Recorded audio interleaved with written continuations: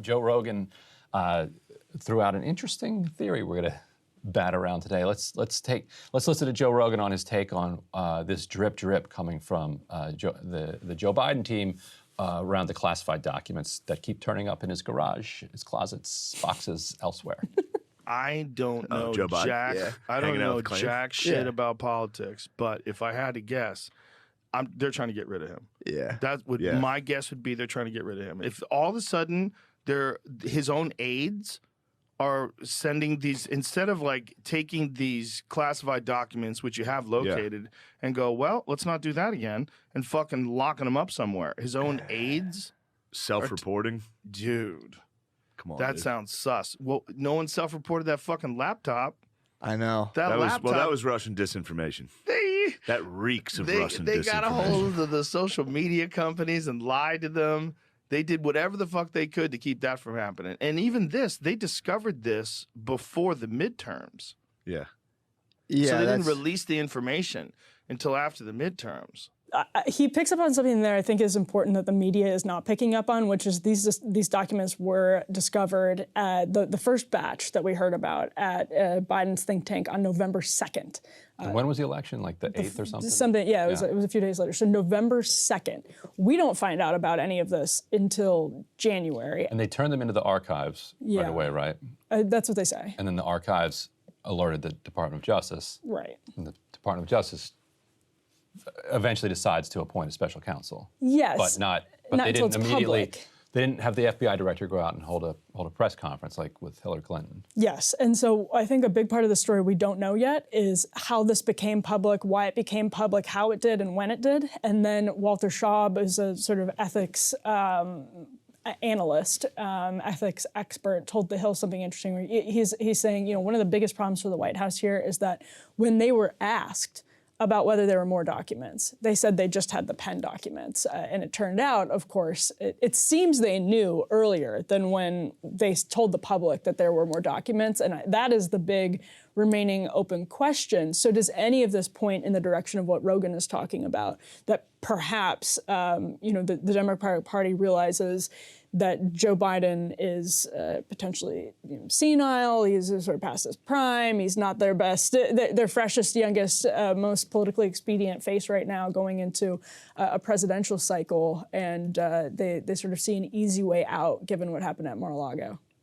And so let's take two of the other points that were made there. One of them being, if this happened to a Trump kid, would the media go absolutely berserk on it? And I would say that it did happen to a Trump kid-in-law, and it didn't. They didn't go berserk on it, so I just pulled up so I could find the date. March 2018, I and my other colleagues over at The Intercept reported, there's our headline, Saudi Crown Prince boasted that Jared Kushner was, quote, in his pocket. MBS told Confidence that Kushner discussed the names of royal family members opposed to his power grab right before he then locked up a bunch of those same family members in the Ritz-Carlton torture. A bunch were tortured. One died from torture.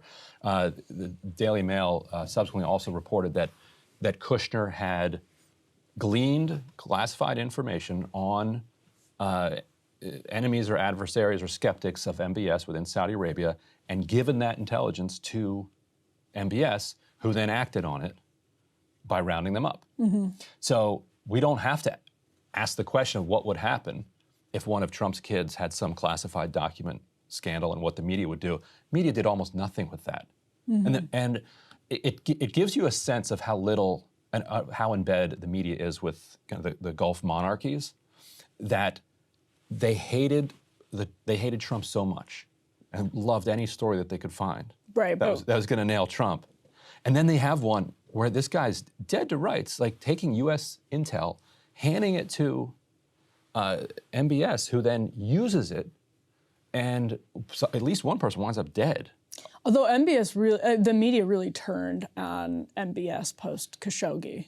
Post Khashoggi. Yeah. Right. But March 2018, they had every opportunity to unleash on Kushner over doing this, and they covered it a little bit. I mean, they did a couple segments on our reporting, but it certainly did not become the kind of cycle that they could have made it into. Well, and that's a frustrating part of this story. Whenever there's an opportunity for the corporate press to like latch theatrically Yes. onto a narrative to make them look like they're really tough, like they are not lapdogs, they're watchdogs. They just take it with a plum, and then it's trotted out by them as evidence they're really tough. They did this with some of the Hillary Clinton stories, and they're like, well, yeah, listen, we do this to everyone. And it's like, that's utter nonsense, and you know it. And think about the stories that the corporate press latches onto and really drives home. They are ones that are theatrical, but pure theater, because they don't challenge any of the current power arrangements. They only kind of reify them in a lot of ways. So when it came to 2016, going after Hillary Clinton's email scandal, like, they were fine. They're fine doing that. Yeah.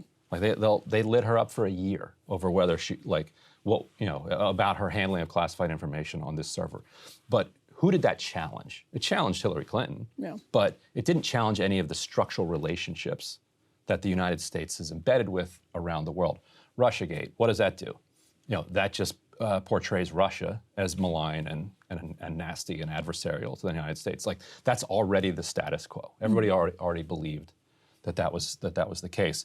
But if you have a story that is going to require you to go up against Saudi Arabia, that is challenging the status quo power arrangement. To Rogan's point, it's a very precarious position for a party to be in when their president loses the internal party consensus. And Trump is obviously an exception, I think, to a lot of this, but you really start to see things disintegrate whenever you have that internally the party is like, what do we do with this guy? Which is interesting in Biden's case, because if you are holding Biden to his own standards, he's passed a ton of legislation, some of his target legislation. He's made good on several big promises, and people feel like he's been productive, but also that he's sort of not very popular with the American people and is obviously struggling on a just sort of mental level. So if you start to lose the support, you potentially can get things like, I don't think anything was planted or planned here, but I do think you get people who are excited at the prospect of saying, well, maybe this gives him an exit to sort of gracefully bow out, and leaks start happening, things start snowballing. And I don't think that's a bad point at all. Yeah, I think taken literally, you could kind of reject Rogan's hypothesis, but I don't think you should wave it away that easily, because if you don't take it quite as literally as he means it, but in the way that you mean, that Biden's weakening power sets up what people would kind of pedantically call like a permission structure for those sabotage underneath him to say, like, you know what, if there's a choice of how to handle a particular situation, if somebody has an intense amount of power at the top and is cruising to re-election, that changes your decision about what you're able to do, what you're willing to do in a particular moment. If you sense that somebody's weaker, almost a lame duck, and you're like, well, you know what? There's another document. Alert! Call the cops. Yeah. Call the Washington Post. Call the cops. Yeah. Get everyone together. And Karine Jean-Pierre keeps getting asked about this. If we could, let's roll this latest clip from her. Last week, you told, I think it was Phil, that we all could assume, the American people could assume, that the searches were complete and all the documents had been recovered. On Saturday, the White House counsel's office said that 5 additional classified documents had been found. Is it safe to assume now that all the documents have been recovered, all the official records, all the classified documents are back in the custody of the National Archives, or are more searches underway to find out if there's anything else there? Look, I understand your question. We have addressed multiple questions from here. Multiple questions have been answered by the president. I know that you all just spent some of your colleagues, maybe you yourself, Zeke, was on the phone with my colleague for about 45 minutes that addressed a lot of your questions. I'm just going to continue to be prudent here. I'm going to let this ongoing review that is happening, this legal process that is happening, and let that process continue under the special counsel. I'm not going to comment from here. Yeah, I don't envy the position she's in last week, this week, and in the weeks ahead.